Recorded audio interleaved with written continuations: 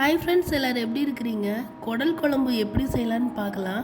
இது என்னோட மெத்தடில் நான் செஞ்சுருக்கேன். உங்களுக்கு பிடிச்சிருந்ததுன்னா நீங்கள் கண்டிப்பாக ட்ரை பண்ணி பாருங்கள். சிறுகுடல், பெருகுடல் இது எல்லாமே கொடுப்பாங்க இல்லையா, இதெல்லாம் சேர்த்து நல்லா கொஞ்சம் வெந்நீரில் போட்டு சூடு பண்ணிவிட்டு அப்புறமா நம்ம இதை எடுத்துகிட்டு அந்த டர்க்கியெல்லாம் நம்ம க்ளீன் பண்ணோன்னா இந்த மாதிரி சூப்பராக வந்துடும். அதுவும் நம்ம கத்தி வச்சு இல்லை கை வச்சு கூட ஈஸியாக எடுத்துடலாம். ஏன்னா நம்ம சுடு தண்ணியில் போட்டு வச்சுருக்குறோம் இல்லையா.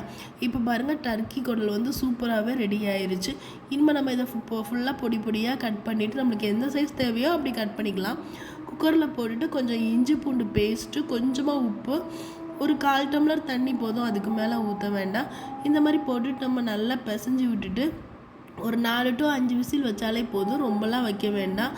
நல்லா வேக வச்சு எடுத்துக்கலாம். மிளகு, சோம்பு 1 ஸ்பூன், சீரகம் ஒரு 1/4 ஸ்பூன் போதும். கொஞ்சமாக பட்டை இவ்வளவு சேர்த்து நல்லா வறுத்துட்டு அப்புறமா நிறைய சின்ன வெங்காயம் கட் பண்ணி வச்சுக்கோங்க. நான் ஒரு 150 கிராம் கிட்ட போட்டிருக்கேன். கருவேப்பிலை, அப்புறமா கொஞ்சமாக வத்தல் பொடி, கொஞ்சம் மல்லிப்பொடி 2 ஸ்பூன் கிட்ட போட்டுக்கலாம். போட்டு நல்லா வதக்கி விட்டுக்கலாம்.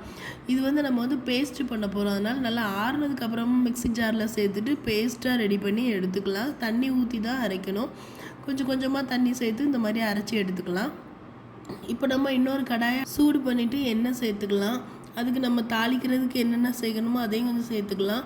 இல்லைன்னா கொஞ்சமாக பெருஞ்சீரகம் மட்டுமே போதும். கொஞ்சம் கருவேப்பிலை, அப்புறமா ஒரு 150 சின்ன வெங்காயம், ஒரே ஒரு தக்காளி கட் பண்ணி போட்டிருக்கேன். ரொம்ப தக்காளி போடாதீங்க, அது கொஞ்சம் புளிப்பு சுவை இருந்தால் நல்லா இருக்காது.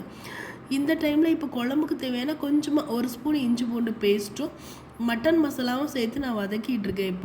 இப்போ நம்ம வேக வச்ச குடல் இருக்கு இல்லையா, அதையும் போட்டு நல்லா மூடி வச்சு கொஞ்சம் வேக வச்சிடலாம். இந்த மசாலா எல்லாம் உப்பெல்லாம் பிடிக்கணும் இல்லையா, அதனால நம்ம வந்து இந்த மாதிரி பண்ணுறோம். ஏற்கனவே பேஸ்ட் அரைச்சி வச்சுருக்கோம்ல, இப்போ அதை கொஞ்சம் கொஞ்சமாக சேர்த்துட்டு மிக்ஸி ஜாரை கொஞ்சம் கழுவி அந்த தண்ணியை சேர்த்து நம்மளுக்கு எப்படி கிரேவி தண்ணியாக வேணுமா இல்லை திக்காக வேணுமா அந்த மாதிரி நம்ம இஷ்டம் தான் ரெடி பண்ணிக்கலாம். கொஞ்சம் திக்காக இருந்தால் தான் இது கொஞ்சம் நல்லாயிருக்கும். சாப்பாடு அப்புறமா தோசை, இட்லிக்கு இது சூப்பரான காம்பினேஷனாக இருக்கும். ட்ரை பண்ணி பாருங்கள். நம்மளோட வீடியோஸ்க்கு வந்து சப்போர்ட்